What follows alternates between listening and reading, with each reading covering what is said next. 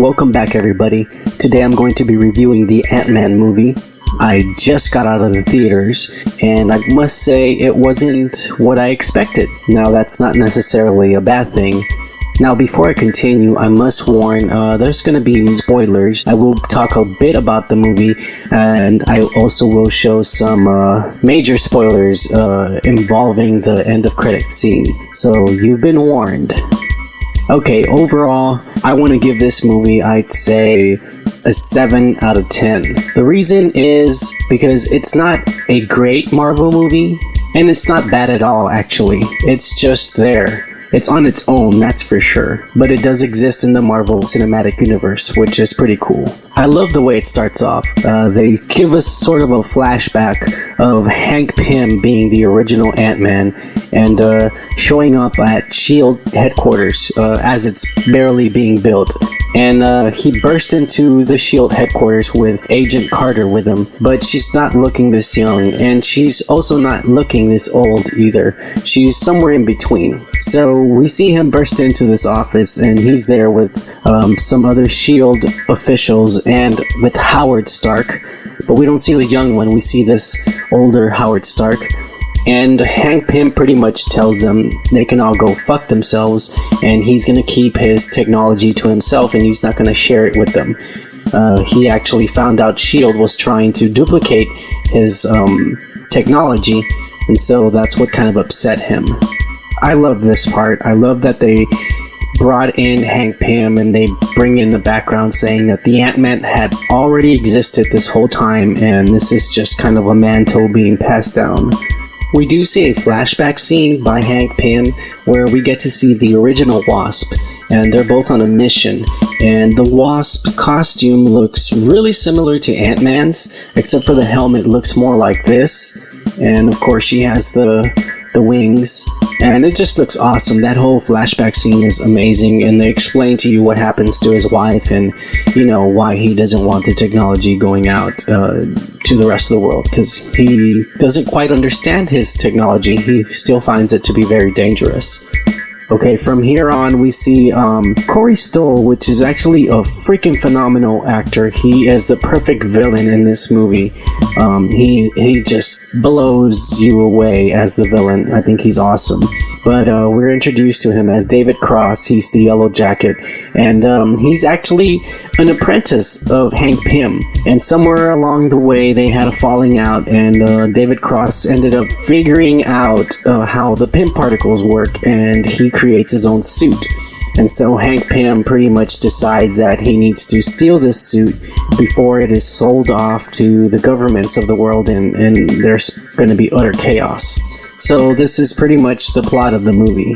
After this, of course, we meet Paul Rudd, which is playing Scott Lang, the new Ant-Man.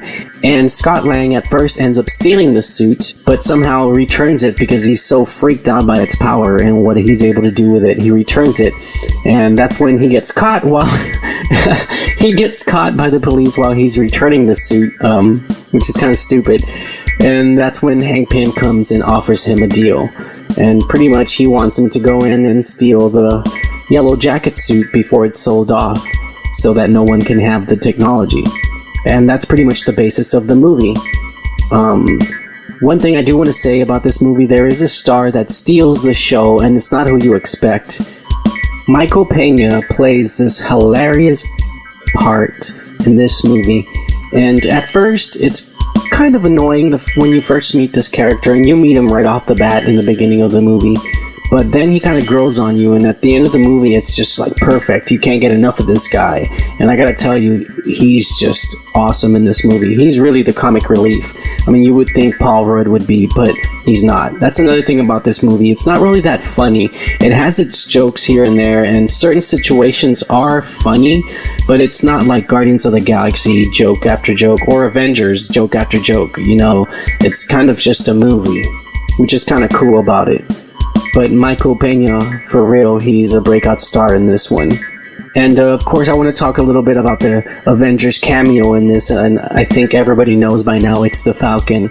And it's an amazing scene. Pretty much what is going on is Hank Pym, before they do the actual heist at the end of the movie, he needs a certain part to disrupt communications. So he says he last had one, and when he worked for S.H.I.E.L.D., so they had to go and retrieve it from one of Tony Stark's old bunkers. But when the Ant-Man gets there, he realizes that it's not one of Tony Stark's old bunkers, but rather the Avengers' new headquarters. And so he gets into a scuffle with him, and it's an awesome fight, seeing these two guys go at it, both of them showing off their superpowers, and just seeing the way Scott Lang gets the upper hand in the end is just freaking amazing. It's an awesome fight scene. So we also get kind of a glimpse, or maybe a possibility, of maybe the Giant Man in the future.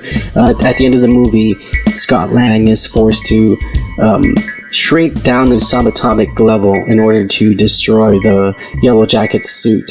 And by doing this, he pretty much shrinks until he's technically supposed to die, but he ends up getting one of these discs that Hank Pym originally gives him, and he can throw it at things and they become huge, and there's badass parts in the movie where he uses this. But he ends up kind of just opening up his belt. The belt has the formula that makes him small, and he ends up switching with this blue formula to make things big, and he gets big to normal size. He doesn't die. So I think that's maybe showing us a little bit of the future, that maybe he has the idea of how to grow bigger instead of shrinking. So we might be able to see Giant Man in Captain America 3, or possibly in Avengers Infinity Wars. That would be super cool to see. And the last thing I want to talk about is the Wasp, or at least the future Wasp, because we actually finally get to see her. And I gotta tell you, it looks awesome. I cannot wait to see the Wasp in this suit flying around. It just looks fucking amazing. It happens at the end of the credit scene, and yes, I recorded it. I have the entire scene on video, but because I don't want to get this banned or kicked off of YouTube, I just took some snapshots. But I'm gonna go ahead and run the audio along with the pictures. I realized you can't destroy power. All you can do is make sure that it's in the right hands.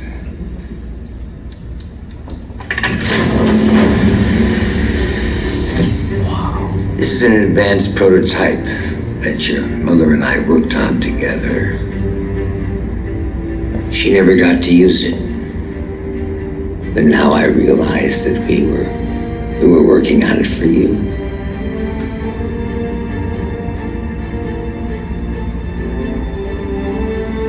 Maybe it's time we finished it.